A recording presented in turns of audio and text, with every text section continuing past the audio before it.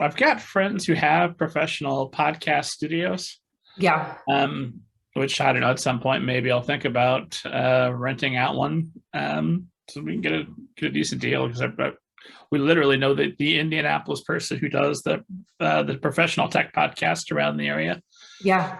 But I figure anybody listening to this show is listening for the content and is not, And your show sounds great. audio.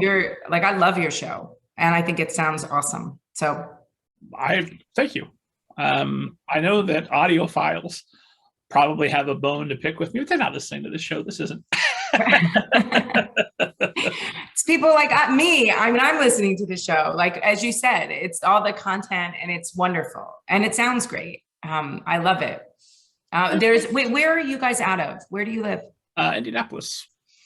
I was going to say, because if you lived in the Boston area, that's where we lived, and my son for a period of time worked for BUR, and they have a podcast garage that you can rent out. Like it's like a space that's for the public. Oh, nice. Which is kind of a cool thing. I mean, it's just a different type of, it's for the community, which I thought was like kind of cool that they do that. But we've got a studio. It's just then the pandemic hit and I didn't really want to go places where other people were. Right. I mean, and you can it's the perfect thing that you can do in your space. Mm-hmm. I'm not a producer, but I feel like it's the type of job, it's the type of work that lends itself really well to doing in your home. It is, and it's there's not an upside to the pandemic. I would prefer it not be a thing. Yeah, I would love to be back at in-person events, seeing authors and shaking hands and things. But because those in-person events have been hard to come by these past couple of years, Elly Swartz is here. My guest list is. Well, it's so nice. I mean, it is that your podcast is a wonderful way for people to come together and meet. Because as you said, in the world where all the conferences and all the events are not happening in person, the sense of community is that much more important and the opportunity is that much more limited. So podcasts like yours allow those things to come together, which is really nice. Hopefully, all the fingers crossed, we're heading out of this thing at some point or heading into some new phase where it's just every year we'll get vaccinated again and just we'll have to deal with it. So hopefully we'll be getting back to some semblance of what things were before. Yeah, I hope it's more like the flu and less like whatever this has been. Yeah. Although I've acquired some habits, I'm sure you have as well, that are going to be hard. I'm going to be hard pressed to give up. Like what? Slippers? Slippers, comfortable pants. Yes. Mrs. Kent has declared that yoga pants are her new outfit for life, and that's just it. You know what? I think that that is a very familiar and embraced position. I think people are not going back. No, for office stuff, like I know her office is talking that they might start doing some days in person again. But every time they talk about it, it seems like there's a new variant that comes along. All right, well, we'll kick that plan down the road a little bit. But sooner or later, they will do that. But I don't think it's going to be 5 days a week. It's going to be a couple of days a week. I think hybrid is what is going to ultimately be. I think ultimately that's going to be the new model. I think people working from home and in an office and having flexibility and being able to be remote and recognizing and employers recognizing that they can be people can be effective remotely and happier employees are more productive. So I think, it'll be that blend. I hope. Fingers crossed. I mean, every time I think about anticipating the future, I remember what my predictions were in 2019. So we'll see what we'll see. I know, right? I mean, nobody could have. I mean, I thought Dear Student was going to come out in 2022, and this was all going to be a distant, memory, and it's still knocking on our door. So Yes, fingers crossed. We're at the beginning of the end of the pandemic aspect of it. I hope so. The pandemic is so much on everybody's mind. It becomes a part of the conversation. Anyway, you want to call this the start of the show? Hi there, esteemed audience. Or Let's would you do like it. the official start? We could go on all day. Yes, kick it off. So, Dear Students, supposed to come out last year. When did you find out it was going to be delayed? No, it wasn't delayed. It was always coming out February 15th, 2022. Okay, so that was the plan. Yes, so I'm very happy. How to promote it. Are you able to do in-person events at all? I guess time will tell. And right now, time is every day is a little bit different, as you know, right? Sometimes, right.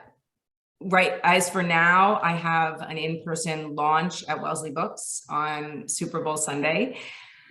And we'll see if that stays in person, if it's safe.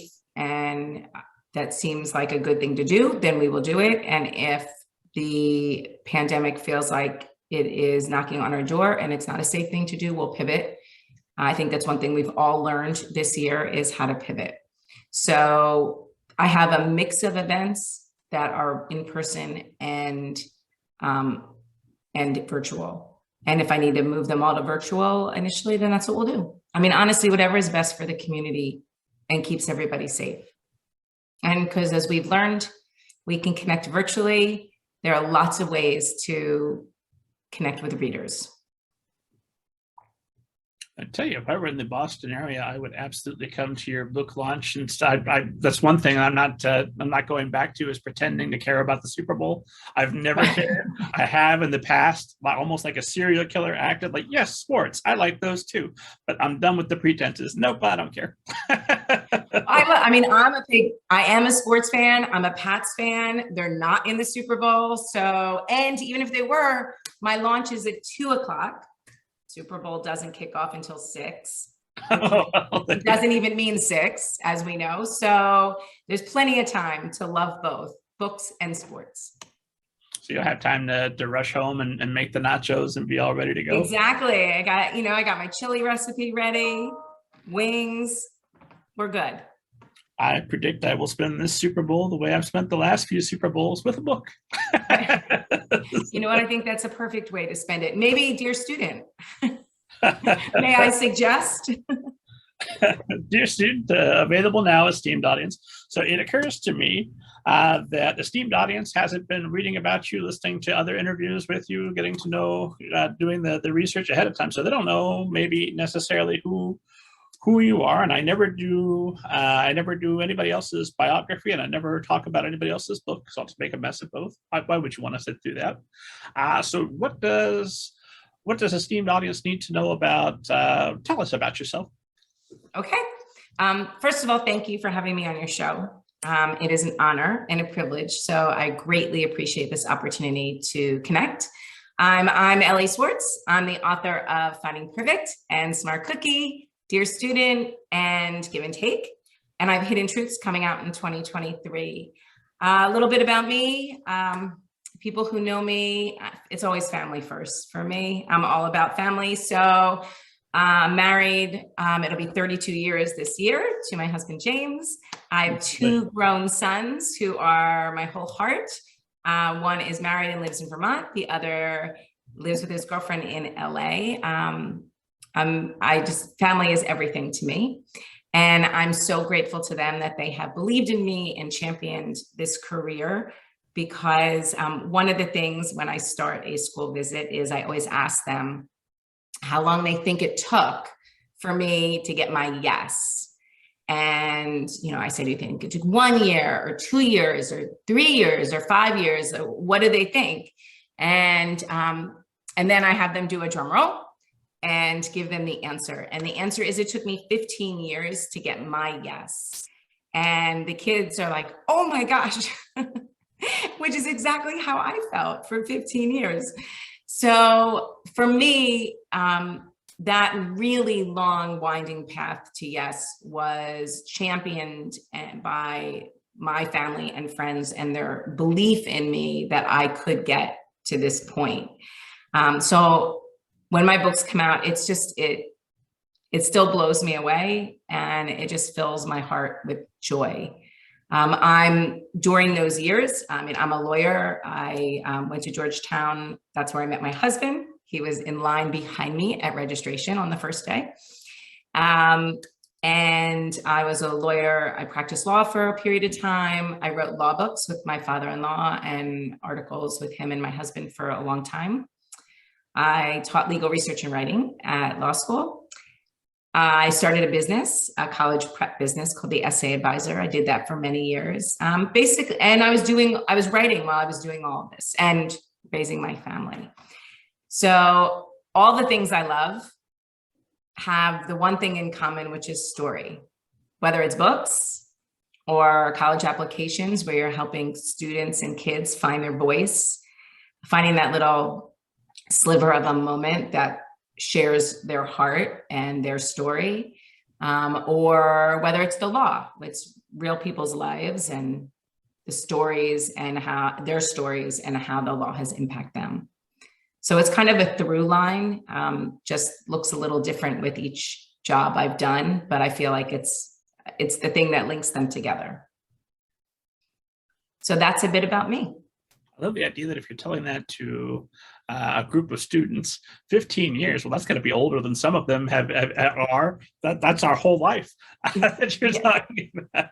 It is, it's funny because I do say to them, you guys, right, your entire life, longer, because a lot of times I'm in an elementary school with like 4th or 5th graders, right? Their entire lives, I've been working towards something and had yet to achieve it. And one of the things I tell them, because a student raised his hand, I love visiting schools. I love talking to kids.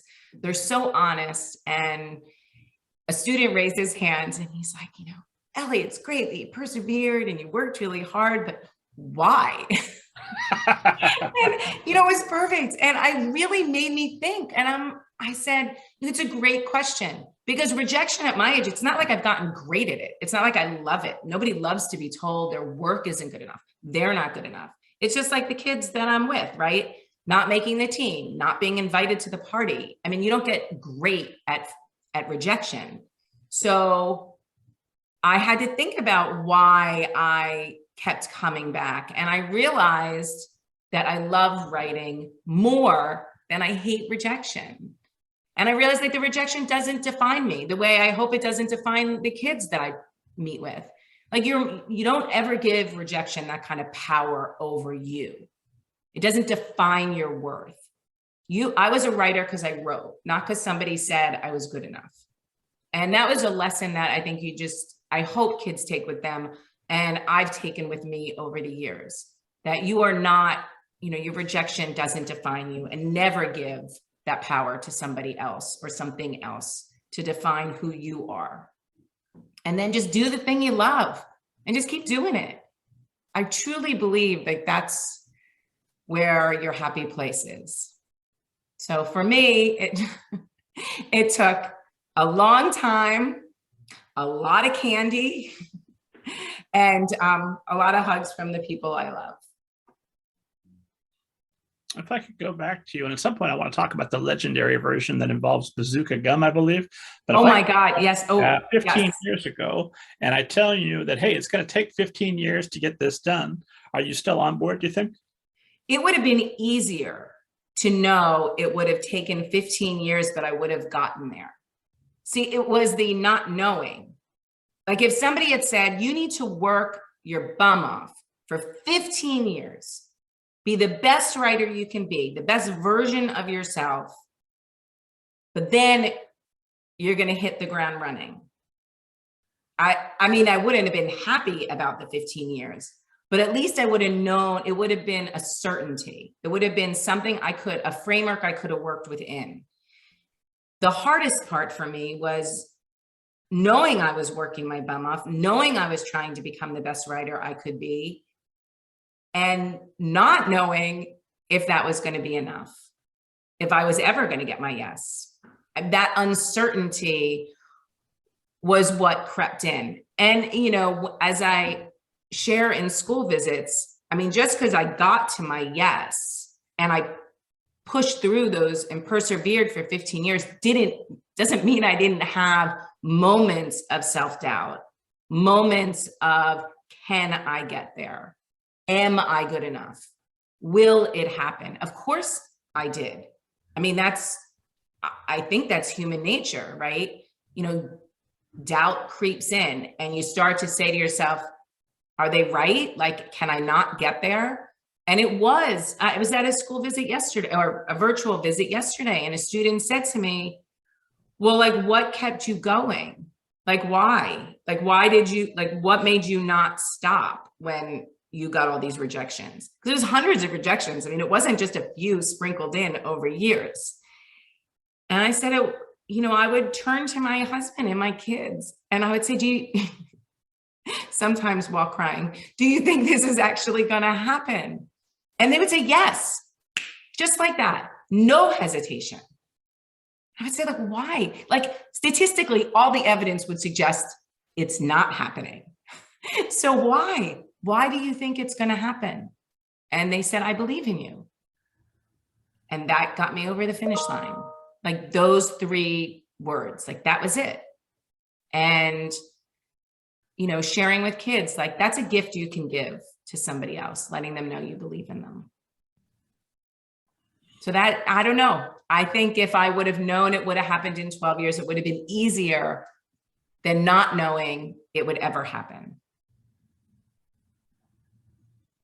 So tell us the legendary story of the Bazooka gum. Oh my gosh. So I'm a candy gum person. And so years ago, we used to, when our kids were younger, I used to get those big buckets like at Costco of Bazooka gum. They come in like a big plastic bucket.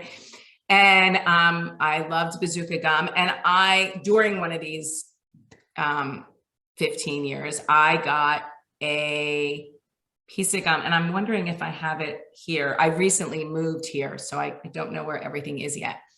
But and it said, you will be my fortune, which is usually like a broken clock is right twice a day. I mean, the fortunes are not, the early bird gets the worm. They've usually been like that. And I got a fortune in my Bazooka gum that said, you will become outstanding in literature. And I was like, what is this? This is a sign. This has to be a sign of good things, that good things are coming. And I saved it. And I never gotten another fortune, but with Bazooka Joe, like that. I've never seen another fortune like that. I took it as a sign, as a little sliver of hope. And I have it with me. Do you keep it framed like Scrooge McDuck's first? Yeah, I have it. As I said, I recently moved. I would go through my drawers, but I think that would probably take a minute. But I have it. It's on when I got my first contract. It was framed with my contract, the piece of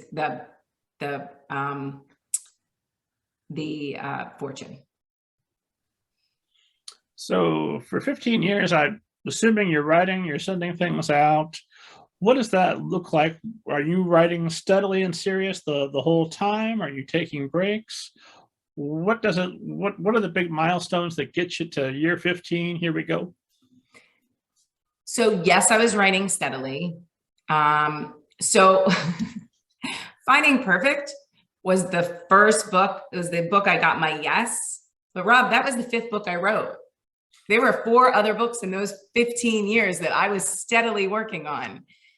I would just write, and when one got rejected, I would revise it, but then I would just start another one. I just kept moving forward. There was a point, I shared this story yesterday. There was a point in time, I don't know what year, maybe year 10 or something, around that time, that I decided to take all my rejections and read them. Now, I really don't advise it. It was a very difficult. You're just mad at yourself. It required a significant amount of candy to get through that. But I wanted, I'm a lawyer by nature, right? So I'm analytical. I wanted to see if there was a through line. What was I doing? Like, I know I can't control the business and what other people like and their taste, but I can control. I wanted to do as much as I could that was in my control. I wanted to be the best writer I could be. And I wanted to, I'm not a person who looks at rejection like, oh, they just don't get it. Like, it's on me to be a better writer. That's on me. So how can I improve my craft? So I took all the letters, and this is going back a very long time. So, these were like actual letters that came in the mail, like, you send a manuscript in the mail, not via email, and you get a letter back. And so I had my stack of letters, my bowl of candy, and I went through them, and I realized that there was a through line, that there was a lot of positive feedback about my stories and about my writing. But the one thing that was that there was a continuous, that was the snag, was that I was didactic. And which I'm kind of that in real life too. So I get that. I just didn't realize it was like creeping into my work. So I took a year and a half off of submitting, and I worked with Deborah Brody, who had been an editor and was like a writing coach at the time. And I worked with her for a year and a half, not on submitting, not on making the story that I was working on, which at the time was Finding Perfect, better in terms of like plot and, chapter 1 through the end. But in terms of me being a better writer, I knew I was didactic. I could see it in my work, but I couldn't figure out how to remove that intonation from my storyline, and from the voice that of my characters. So I worked for a year and a half on that. And ultimately I got to a point that I was ready to submit again. And once I revised Finding Perfect, and at that point, I ended up getting my yes. Fast forward another X amount of years, but it was. And one of my greatest compliments was when somebody had wanted to interview me about Finding Perfect, and they said, there's a lot of message in your story, which there is, like, and we're all working on something. No one is just one thing. But she said it's not preachy or didactic. Like, how did you do that? And I was like, oh my God, thank you. I'm like, years of work. So that was something, I really took a hard look inward and really wanted to see what I could do better, what was in my control. I wanted to make sure I was putting out the very best work I could be putting out, and then give that a go. And that ended up working. A wonderful story. Listen to me laughing. Why would you want to take in that pain? Well, of course, it is painful, but look at you, not flinching, finding your fearless Fred, as it were, and getting in there and finding the absolute reason. Because you can't learn anything if you don't go in there and you look at if you don't look through your pain, right? Right. It's as when I share this story, I don't share it with that this is easy, that I just like glided through and I didn't have a hard time. That's not true. Like, there were people around me, like I say in the acknowledgments in Dear Student, who believed in me, who championed me, who helped me get through those hard spots, who, when I did take a hard look at my writing, my craft, were like, okay, yeah, so take that next level. I had support. So it is hard. But that's why the sense of community that we were talking about earlier, whether it's virtual, like during this time in particular, in the pandemic, when we're all living these remote lives, anxiety has crept in. The sense of community is more important than ever. And I really believe in that. And it has proven in my life to, as I said, help me get over the finish line. But you did ask me about Dear Student, so I should tell you about Dear Student. Oh, sure. Yeah, so sooner or later, any publicists who might be listening or wonder how they going to talk about the book, let's let's talk about the book. As promised, I will not summarize your book. What does the esteemed audience need to know about Dear Student? Oh my God, the esteemed audience needs to know everything about Dear Student. They should definitely run out, pre-order it today and read it, because I can't wait for them to meet Autumn and Pickle and Logan and Cooper. I love these characters so much, Rob. Dear Student is about Autumn, who has social anxiety, and a giant guinea pig who I named Spud because he does look like a giant baked potato. And she becomes the secret voice of the middle school advice column. And this is a story about her finding, not just finding, but owning her voice. Because her closest friend, Prisha, has moved away. And she is much more comfortable hanging out with the animals at her parents' vet place and her little sister Pickle than she is meeting a bunch of new sixth graders in middle school. I mean, that's hard and a lot for her. Her father, who has left to join the Peace Corps, tasks her with, she's got to find her one thing. Her fearless Fred, as you referenced. Fearless Fred is the part of us, so her dad says, that fear can't boss around. And she's got to do one thing at school. So she finds this secret advice column. And along the way in school, she meets two friends, Logan and Cooper, who could not be more different. And she ends up giving advice. And first she's nervous, then she's kind of pretty good at it. And she's feeling confident, and letters come in for her to respond to. And she starts giving a lot of advice. And one piece of advice puts her smack dab in the middle of her friends, Logan and Cooper, who are on opposite sides of this issue. And she has to decide, what is she going to do? And in the process of figuring out, does she stand by what she believes in, even if it ends up hurting a friend? Something happens, and I can't spoil it. But when this particular thing in the story happens, a catalyst that kind of threatens her identity, she needs to make a lot of really big decisions. She needs to figure out who she is, and she needs to figure out how to own that. Right? Like it's not enough to just find your voice, but to use your voice, to share what's in your heart, to make a difference in the world, and to respect others that may not agree with you. Like, she has to learn, like, your friends are not your friends because you all agree about everything. Your friends are the people that respect you even when you don't agree about everything. And that's something that she needs to learn. And one of my favorite parts of the book is the last page, which I still cry like every time I read it. It's so emotional for me. But she finally finds her fearless Fred. And I love Autumn so much. And I really feel like kids will relate to her.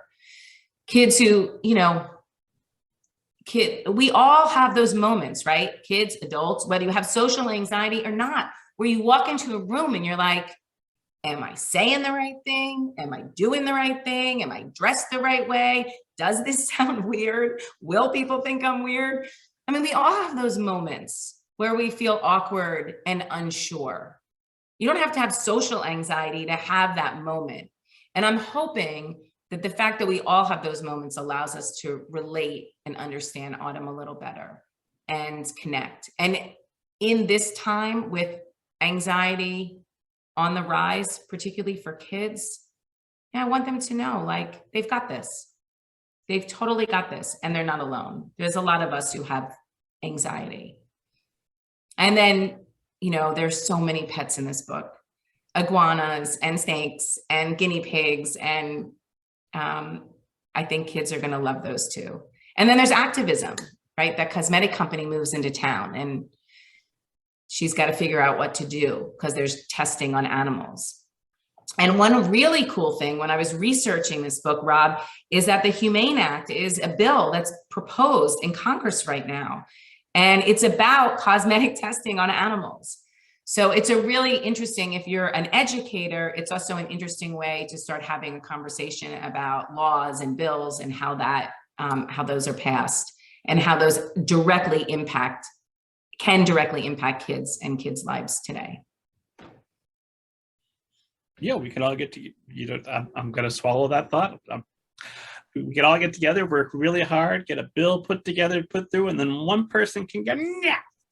Okay. Yes, that. But we'll just focus on the Humane Act at the moment and hope that that can happen. But I really love Pickle. I love everybody in this book. I love the characters. And that's the weird thing. Like you write the book and the characters become like your friends. Like they have such a place. And then you finish writing the book and you write the next one and I miss them. It's like they've all moved. All of them have collectively moved away from the Cape where the book is based. You haven't written a sequel or just not one that's published at this point, right? I have not. I have actually just yesterday, a student asked, it's a question that comes up a lot. It has actually come up with, students have asked with each one of the books, if there's going to be a sequel. I don't know. I don't have the answer to that. That would be a question that with the publisher, I mean, I'd be amenable. I have ideas for all of them, but there's also so many, I mean, the problem or challenge, it's certainly not a problem. The challenge for me is there's so many things I want to write. I have a new middle grade that is like in my head and I am bursting to write it, but I don't have the brain space yet because right now I'm revising Hidden Truths. So I have to do, which I love. So I have to do that, launch Dear Student, and then I can write this other middle grade. And then if sequels or companion books are in the works, or I would totally love to do that because I love all the characters and I'd love to spend more time with them. Well, even if that doesn't come to pass, I assume that you are still thinking about them. You still know, even if you don't write it down for the rest of us, you know what happens to them, right? Yes. I feel like I do spend time thinking about all of the characters in the book and like how I think they're doing and how I hope they're doing. So yes, I do feel like whether it's out there in the world or not, those are storylines that I have run through. Well, I had heard you talk about when you're getting to know your characters, you will write letters to yourself from them. Is that right? Yes. So when I'm getting to know them, also when I'm stuck or I just need to, it usually happens in like the middle. The middle of the book is always so hard for me. I always know the beginning and I know the end. The messy middle is like the gray area, the gray matter for me. Like when I was writing Dear Student, so Victoria J. Coe is a fabulous author. She wrote the Fenway and Hattie series and she's a good friend. And I sent her my outline. I'm like, I need some help and I need to know if you think I'm going in the right direction. The first 20 chapters I had outlined. The last like 10 chapters I had outlined, and in the middle of my outline said, something great happens here. She's like, that's my favorite part. So often when I have that as my blocked out middle, I do this exercise where I have the main character write me a letter and tell me a secret, or write me a letter and tell me something. I like to access story a lot of different ways. And for me, from a creative standpoint, it's my creativity ticks on when I'm not just staring at my computer. That's one way for me to access story, but it's not the only way. And sometimes I need to access the characters off of the screen in the same way. So I have them write me letters. And all the secrets in Smart Cookie, all of them came out of these letters.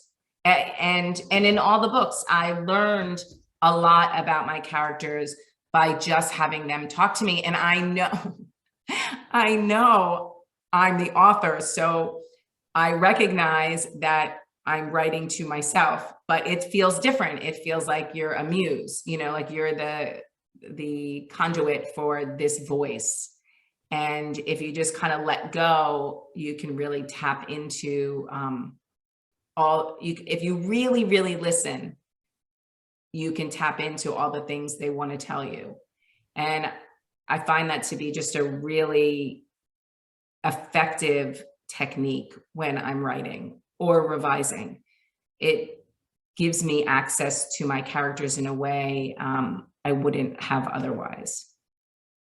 And sometimes these letters, there are many aspects of every story, and I'm sure, I imagine I'm not the only one who feels this way, but like I'll write an outline generally, and I think I know where the story is going.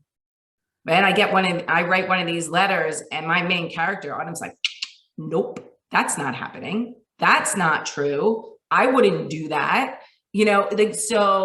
Or the big scene, one of the big scenes in Dear Student involving Logan and Autumn, I didn't see that coming. That came from a letter. So it's an interesting technique, and I definitely encourage writers, kids, to try it.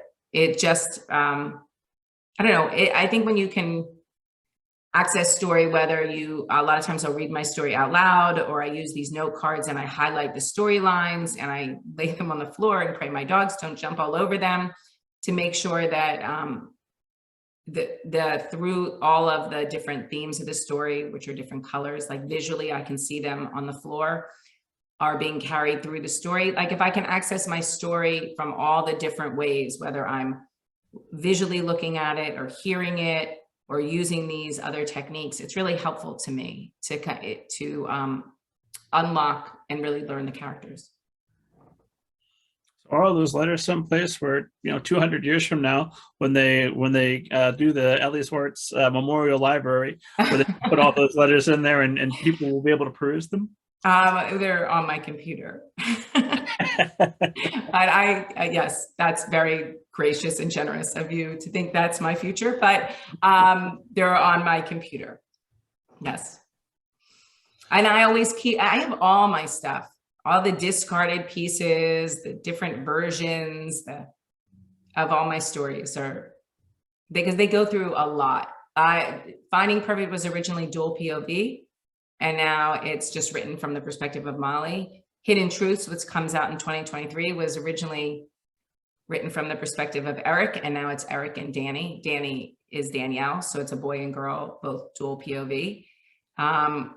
So the stories, I keep all of it tucked away. And I know you're very big on doing research for your stories as well. I'm assuming you're researching animals, you're researching social anxiety. Are you reading teen advice columns to get ideas for what kinds of questions teens ask? That's it. I did not read teen advice columns, but I did consult teens. And I had some teens who are now grown up, but I did talk to kids to get their feedback on what mattered most to them. And also just spending so much time in schools, talking to kids, hearing their questions, hearing what's on their mind and their concerns. I had a lot to go on, but research is incredibly important to me. I don't know if it's the lawyer in me or just as a writer, if I'm writing for anybody, but certainly for kids, respect, authenticity is really at the root of everything I do.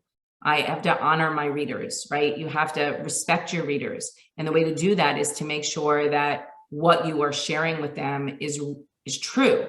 Like I think all great fiction is rooted in something real. And that something has to be, it has to be authentic and it has to be vetted. Because if that isn't true, if what I'm sharing, if there's anything in my book that's not correct, then why would they believe all the other things that I'm sharing? Like, I feel out of respect, it is my job to make sure that what I am sharing is accurate. So I have worked with doctors on all of my books because there are always mental health themes woven in.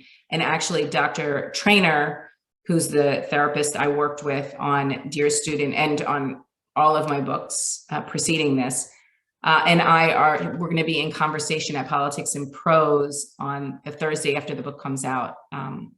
And it's virtual. And we're going to be talking a lot about mental health and books, which I'm very... The launch, will that still be available online someplace where a esteemed audience can track that down? Yeah, so that is, the book comes out on the 15th, which is Tuesday. It's the 17th, Thursday, and it's Politics and Prose. I will put up a link on, I'll put up links on my website, and I will also be posting online. So if they follow me, they'll be able to register. But I'm excited about that. But I also spoke to a Peace Corps volunteer because the dad goes to the Peace Corps. I spoke to somebody about iguanas and pregnant pythons because I didn't have on-hand knowledge about that. And very wonderfully, there were some teachers who had helped me with some Spanish translations. So, I mean, people are gracious and they're really willing to help and to lend a hand, which I'm most grateful for. Well, plus there's that promise of maybe I'll be in the acknowledgments of a book, right? Well, everybody, yes, anybody who helps gets a thank you, because I am so grateful. I couldn't, it really does take a village. Like, I can't do this alone, and nor would I ever want to. I think the input from others, the support of others is really where the magic happens. You mentioned you work with a psychological consultant. I know you have a background. You studied psychology at one point, right? I did. I majored in psychology in college. So when you're coming to a new story, since your stories do all have some sort of psychological angle as well as everything else, what's the process of deciding what your next story is going to be? Do you start with, oh, I've got a character and I'm interested, or, oh, I've got a psychological issue that I want to explore, and also at the same time I'm interested in whoopie pies? What? There's always food in my book. It makes that all come together. Right. And I can't have you throw out whoopie pies and not share. There are recipes in the back of the book of whoopie pies because they make them, and they're allergy-free recipes because I'm allergic to a ton of stuff. So you got to make sure, you got to check those out because that was so much fun to make those. But to answer your question, for me, it always starts with character. It just always starts with a character comes to me. I can't say why. Like, I don't know why. I wish it was like a precise, I sat down and started thinking about this character that's not really for me. A character kind of comes to me and they have what they have. Autumn had social anxiety. And so that's where it starts for me. I have to connect. Every story that I write has to start with character because I have to connect to their heart. Like, that's how I have to write. I'm not a plot-driven writer. I'm a character-driven writer. I'll never have a chase scene or be able to do that. My hat's off to anybody who can. That process just doesn't work for me from an authentic standpoint.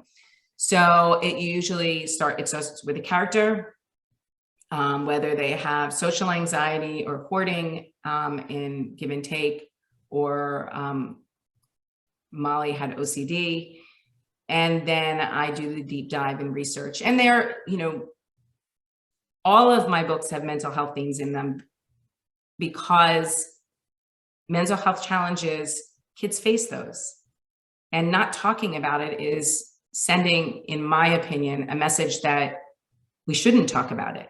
And that's where the stigmas and stereotypes come in, right? If we can have the conversation, if kids can talk about anxiety, if we can talk about that we have social anxiety or OCD or hoarding or whatever the mental health challenge is, then we normalize it. Why is it any different than a kid who goes to get to the doctor when they have a fever, or they go to get a cast on their arm when they break their arm? Why, when they have this invisible hurt, do they button up and don't say anything? I asked kids, when I was on tour for my books and went around the country and spoke to them, like, why? And I said, like, why didn't you share with anybody? Why didn't you tell anybody? And these were the responses they gave me. Well, kids would think I was weird. I don't want them to stop being friends with me. I don't want people to hate me. I'm embarrassed. That is not okay with me. I will write until I cannot write anymore until that goes away. We can't have kids feeling shame about one part of who they are. That's crazy. Nobody's defined by their mental health challenge. Nobody's like the flu for life. Like, why would they, why is that okay to go see a doctor about and talk about, but anxiety isn't? They shouldn't feel embarrassed. So books are a way in. That's the tool I have in my toolbox, is that if I can write about kids who have these experiences, then kids can talk about it, and teachers can talk about it, and families can talk about it. And books show those kids that they're not alone. Books give them the language. Like, I can't tell you how many letters I've gotten, Rob, from kids telling me that they didn't know that anybody else did this stuff, that they didn't know what to call it, that they're now getting help. Parents who have written, teachers who have written, kids who've written. Books, they make a difference. They can connect kids and give them the voice they need and the courage they need to take that next step. And so I research a lot. I take these characters as they come, and I kind of fall in love with them. And then I put them in the world, and I hope that kids connect with them, and I hope they start conversations. And then when you're able to go out and do school visits, Zoom visits, you've got something aside from just the story, although the story is plenty to be talking about, but you've got something to present and to share with the world that goes beyond that, and that can, I assume, relate to a number of fields. It's really interesting, Rob, and it's such an immense privilege to go into a school pre-pandemic and do a 50-minute presentation, and the amount of honesty and vulnerability that the kids are, the stories that they are willing to share with me. I was a stranger 50 minutes ago, but now they're willing to share their entire heart with me, that they have OCD, that they don't have friends, that they're scared, that they have they're willing to share their most vulnerable self with me. And it's because the books I write, the characters they connect with, and those characters they feel that they can trust, they know that they can trust me, and they know that they can share with me, and it's a safe place to land. And that is a huge privilege to be in that position, to get hugs from these kids who are crying, and just to say to them, I believe in you. You are incredibly brave, and you've got this. You're not alone. Like, you will get to the other side. And I think the more kids can hear that, the better it is. I hope kids find their fearless friend.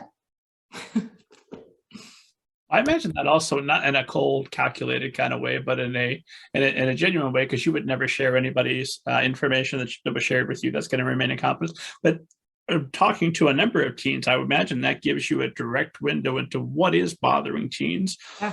What is, you're doing market research, although it's not that you're being a person, you're being, there and connected to them. But that is, I assume sooner or later, you're going to pick up something. Oh, I've heard this enough times now that should be a subject of a book for them and for all the people out there who are suffering those types of problems that I'm not meeting in person, right? Yeah, I mean, I think, when kids say what inspires your characters, your books, and I'm like, you guys do. Like, you guys inspire me. You inspire me all the time.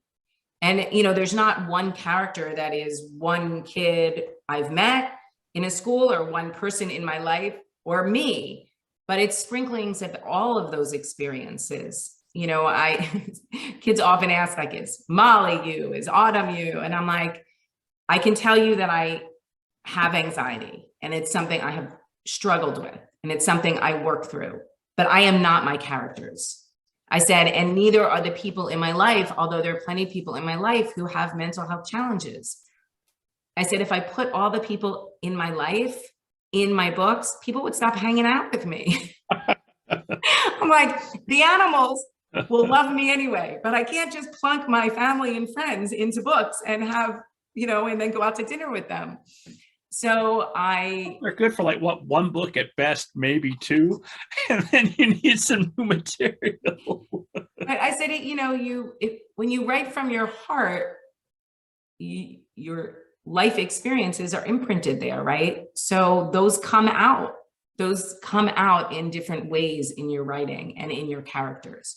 So I think there's a touch of me and all the experiences I have. But yes, when kids share with me, it's confidential. Like, I don't put that out there. But I do view it as an incredible privilege that they trust me. And I value that immensely.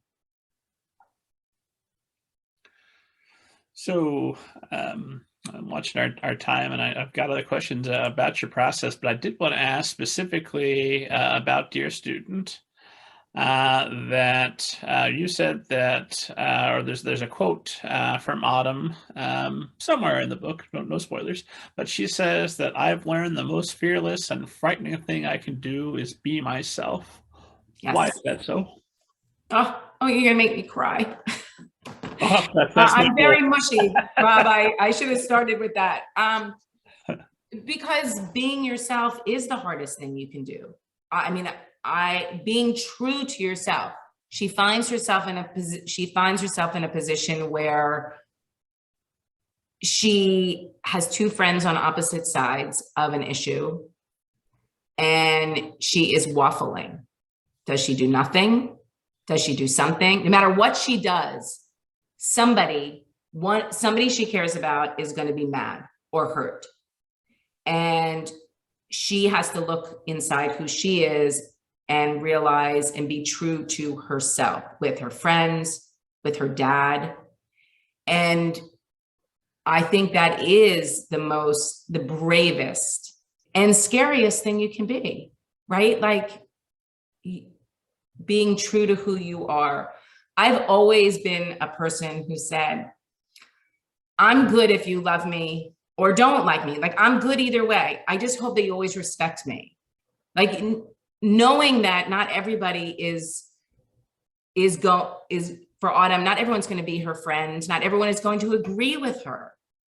But hopefully she learns that the most important thing is that at the end of the day, she puts her head on the pillow and she's been true to herself.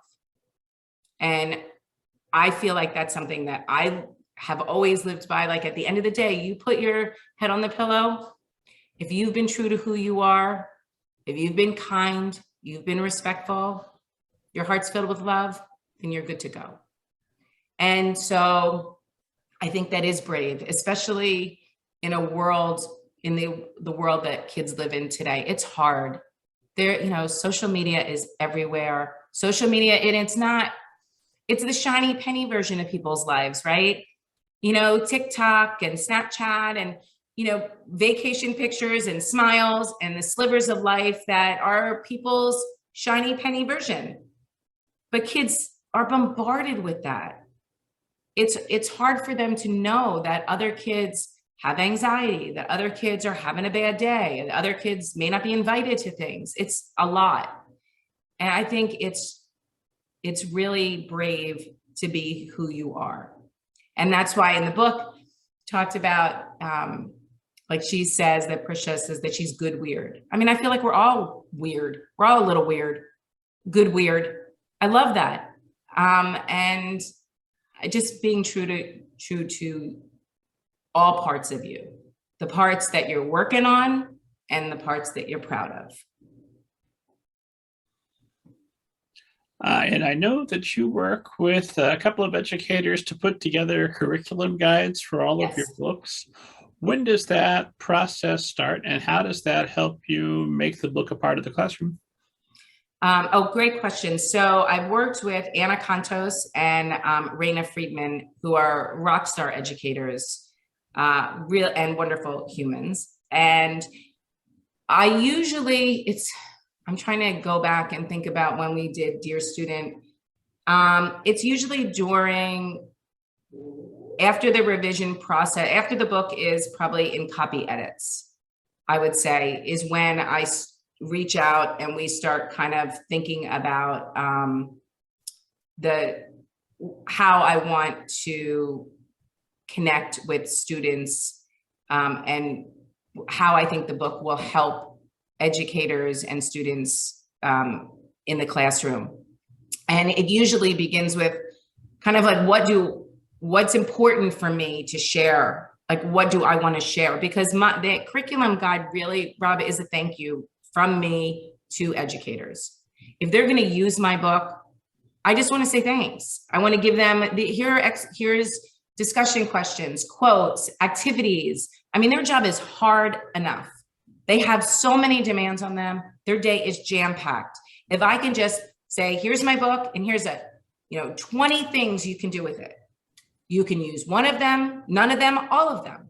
But these are for you. If you choose to share my book in your classroom, it's my way of saying thank you. And I begin with like, what are the things that I hope that kids, what's the takeaway? Like the things that resonate with me in the book and that I want to share with them. And then I work within, the Common Core guidelines, and I work with Anna and Raina about what do educators need and what is helpful to them based on the things I would like to get across, like bravery or fearlessness or finding your voice or activism, whatever that may be. Those are some of the topics in the Dear Student curriculum, how best to share that with educators. And Raina she was the president of MassQ, and so she does a ton of digital and online work, and it's been really helpful kind of for me to learn those tools and to be able to give those tools to educators who want to connect either within their class or with other classrooms. And so those are also incorporated in the curriculum guide. And so it's been wonderful. I mean, I've learned a lot from both of them, and I feel like the curriculum guides are just a great resource. And there are, I should say, Rob, there are a lot of resources for educators on my website. In addition to the curriculum guides and activities that go with all the books, there are SEL, social emotional learning resources, podcasts that I've been on over the years. This one included will be on there. And articles I've written, social emotional learning, not only resources, but book lists for picture books and middle grade. And so, again, trying to do what I can to help educators, knowing that they have a lot on their plate. And if I can share some resources and activities, I like to offer those. And your shiny penny is looking wonderful. I've noticed that you're in lots of different places online for social media. So all the educators listening to us who want to get access to the curriculum, they should go to what website? EllySwartz.com. And there is a For Educators tab, making it hopefully super easy. They can reach me. There's a contact page on my website, or Elly at ellyswartz.com. And I love hearing from educators. I'm on Twitter. I'm on Twitter at Elly Swartz. I'm on Instagram at Elly Swartz Books. And I have my website, ellyswartz.com. I am pretty accessible. If you can't reach me via email, shoot me a DM. I always get back to readers and educators. So don't hesitate. I love connecting. And I should say, also, there is a pre-order campaign for Dear Student, Rob. So I just wanted to give a shout out. If you order from a Cousins Books, Wellesley Books, or the Brain Layer, I am sending, I will be signing personalized copies if you pre-order from them. And if you pre-order from anywhere and send it to dearstudentpreorder@gmail.com, you can be entered to win one of 3 grand prizes. One is a free virtual Q&A with me. One is Dear Student letters, or Dear letters in the spirit of Dear Student letters from me to your students.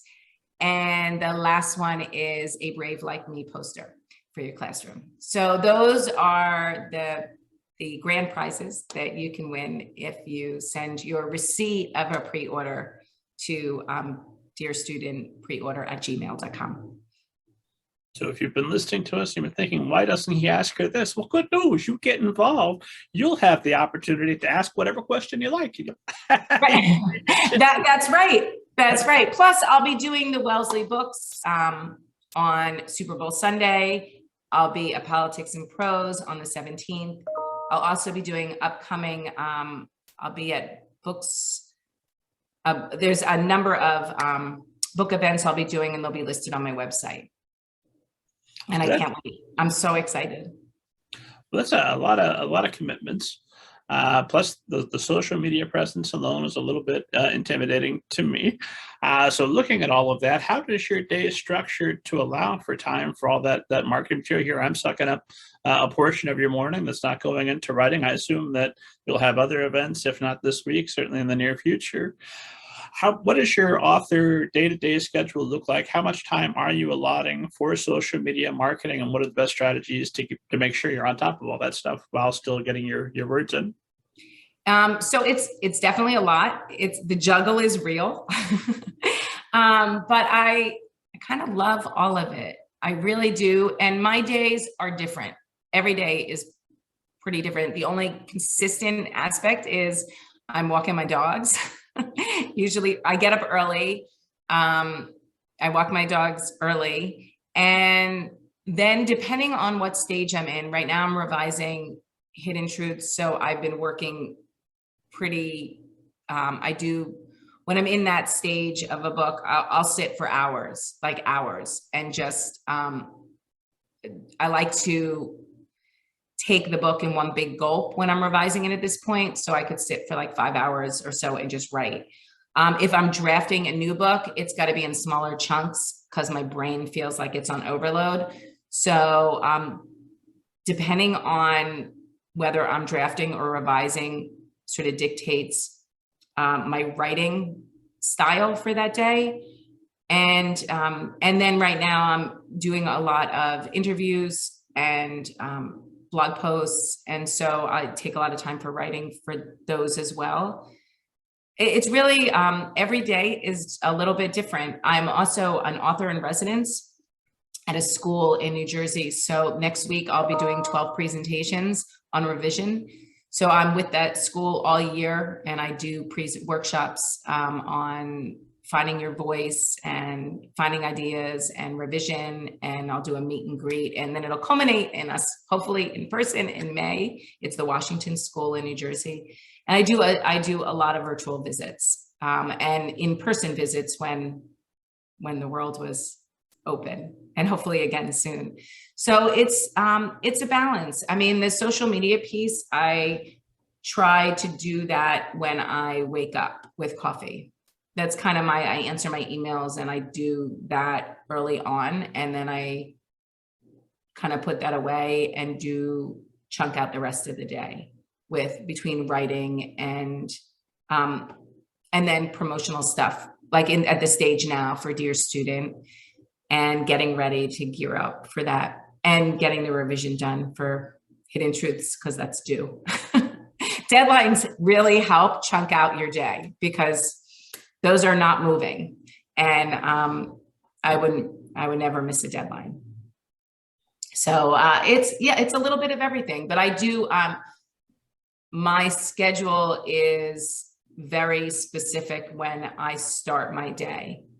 I'm doing something from this time to this time, and then I'm doing, for instance, this interview, and it's chunked out by like hour.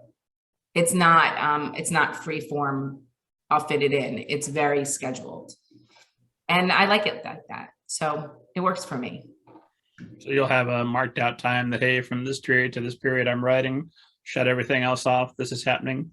Yes. And so, I mean, I don't, people say, oh, I texted you. And I'm like, I don't have noise on any, other than my phone is on, it will ring. I don't have notifications that ping and zing and buzz. I would never get anything done. It's too distracting for me. I can't, so I'll just, when I take a break, it's my little reward. I'll look at my phone, but not until I take a break. Then you find out your tweet went viral, and for the last hour, so oh, that would be fun. You're like a good luck charm. So revision, that goes on for hours at a time. I know sometimes you skip meals because you want to get all those chapters revised. Yes, what does drafting look like? Drafting is definitely more chunked out. So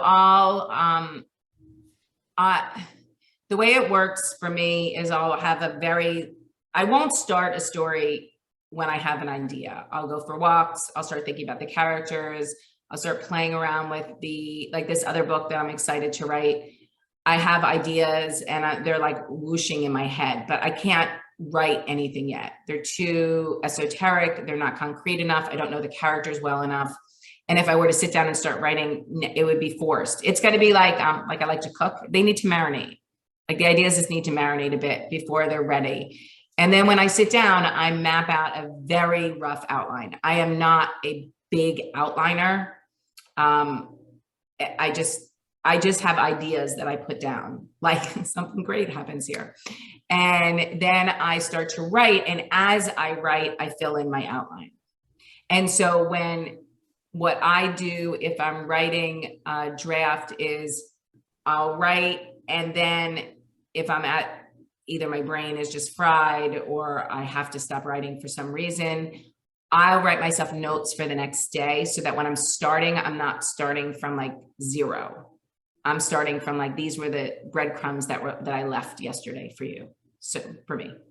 So that's what I do. And then when I start writing something new, I will only allow myself to go back to the chapter before the last chapter I wrote and read that and then write from there. Because if I went back to the beginning, I would just spend all the time. I know my first draft, it stinks. It's like, I tell the kids, it's like Swiss cheese. It stinks and it's got lots of holes. If I went back every time I sat down to write my first draft, I went back to the beginning, I'd get nothing done because I know it stinks. I just have to get to the end and then I can go back and make it great, hopefully. Plus you'll polish the tremendous subplot and get it perfect that eventually you're going to have to cut anyway. Right. I mean, you got to kill your darlings. You got to ditch a lot of the first 30 pages I often have to ditch because my book starts on page 31. I just needed to write the first 30 pages to kind of get there. You know, like they were important to write. They're just not important to keep, which is something I've definitely had to learn. Well, you mentioned cooking again. I've missed two perfectly good opportunities to plug Books in the Kitchen with Victoria Jaco. Yes. I definitely want to make sure I do that. What is Books in the Kitchen and where can an esteemed audience go to enjoy it? Books in the Kitchen is on YouTube, and Victoria and I have a blast, and we're looking to get back to it. We've been now in our own separate kitchens for quite a while during the pandemic, but it's something that came up. We both like to cook, and she loves to bake, and I'm more the sous chef as a baker. I love to cook. Baking is a work in progress for me. And we love to dance, which inevitably gets in there, and tell very bad jokes, which also happen to get in there. And then we talk about aspects of our book while we're baking. And it's a blast. We have a lot of fun. We bake a lot of good stuff. And it's, again, going back to what we started with, which is that sense of community. Having people in your world, writers that you connect with about books, about cooking. It's a lot of fun. And a lot of educators have used that model. We actually, on both of our websites, there's a Books in the Kitchen platform that they can use with their own students, because not everybody wants to book talk. Not every kid wants to write, the equivalent of a book report. And so sometimes kids can just do their own version of Books in the Kitchen. They can, for Dear Student, they could make whoopie pies and talk about the book. And that might be a better access point for them for reading, interest, and learning and sharing for them than sitting down and writing up a book talk. So that's also on both of our sites. So again, it's a way of saying thanks to educators. Is the platform that we've provided. It's a literally step-by-step with all the things that they would need to put it into use. And then Victoria and I just have a blast doing it, the two of us. And hopefully we'll be back at it soon, making whoopie pies. Well, we're talking about community, other than hosting a YouTube show with authors that you admire, which is a smart move, I have to admit. Other than that, what are some good ways, both pre-pandemic and now post-pandemic, to build a community of writers? If you're a writer out there who's feeling alone and you don't have that support network, how might you suggest somebody go out and acquire one? SCBWI is always my go-to. It's an incredible, it's an organization where writers go for resources, for community. You can find critique groups through SCBWI, go to conferences. That's where I started. I mean, that's how I started my, way back when. I joined, and then I had a critique group that was in my area, which was amazing, wonderful, wonderful people in it. I also took, again, this is the analytical lawyer side. I took a class with Jackie Davies, who was teaching it on how to write a kid's book. It was like a local community class. That's a wonderful way also to get to know the people in your area. In our area, like Grub Street or the Writer's Loft, are places where writers can go that there's a sense of community and a sense of collaboration and support. So I would say in your community, I'd say SCBWI, then find your regional chapter, get into a critique group, and then find what writing collaboratives there are in your area.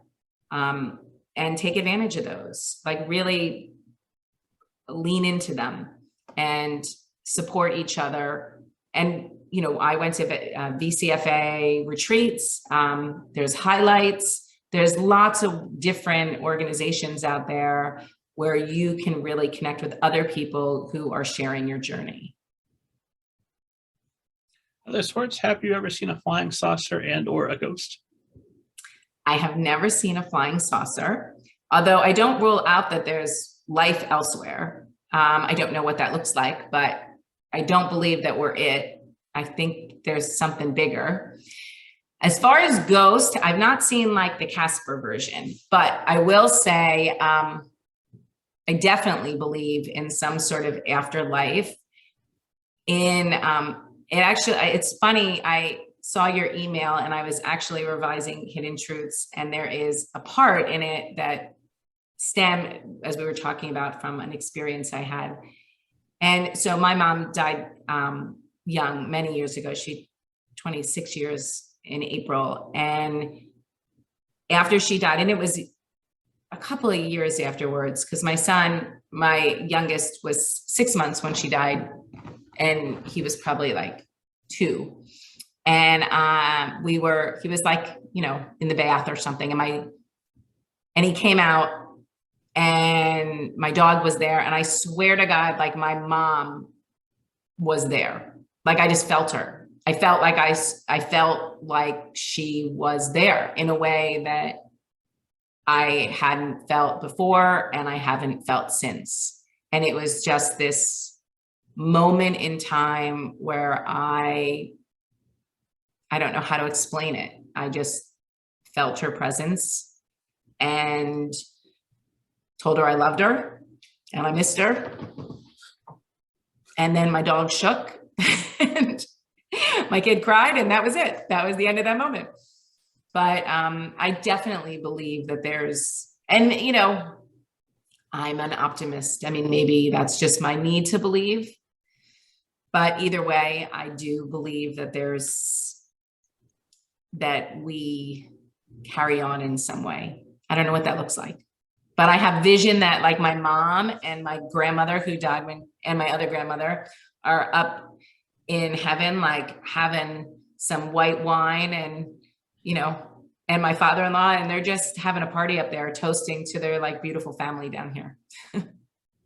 But they'll be waiting for you to show up with some whoopie pies, and yeah, that's right. You'll have a wonderful time. Yep. I'm tickled by the notion of an atheist who just before the consciousness is obliterated, they start like, yep, there's definitely no afterlife. Nailed it. Yeah, it's funny. I mean, I don't know.